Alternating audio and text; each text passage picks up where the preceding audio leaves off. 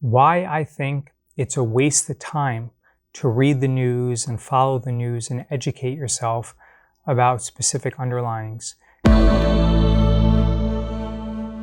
Now, I know that this video is going to seem a little bit crazy, especially with the title that I just gave you, because a lot of people are going to think, oh, so does David just expect me to invest blindly in any security? But the fact is that when you are investing in large cap companies that are highly liquid, like Amazon or Tesla or Facebook or JP Morgan or Microsoft, virtually all of the news is already priced into that specific stock.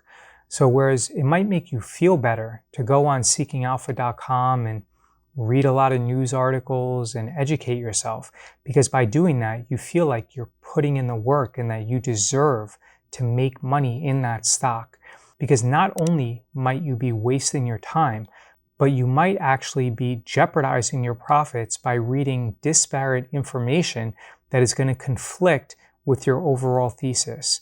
There have been many times where I would read an inflammatory article where I would get concerned about one of my investments, and then I would end up selling and closing the security, only to see the security appreciate in value and lose money. The fact is that many of these sites and many of these articles are monetized by the click-through rate. It's very similar to how YouTube operates.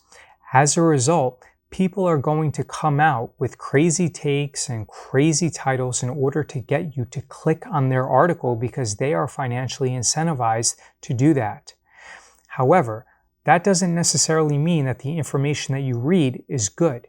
Yes, the information might be entertaining, but for many of these large cap companies, especially when they have institutional ownership, there is nothing that you're going to read on seekingalpha.com or Yahoo Finance that is going to help you make a better investment decision. If it makes you feel better, then by all means, read seekingalpha.com, go on Yahoo Finance and read articles about your investment. But as long as you're investing in large cap companies, which I would define as a company with a market cap of over 75 or $100 billion, then I do not believe you're going to derive any benefit from consuming media, whether it be on YouTube or on seekingalpha.com or on Yahoo Finance or on CNBC about the underlying that you are invested in. So what can you do with this time? Spend it with your family.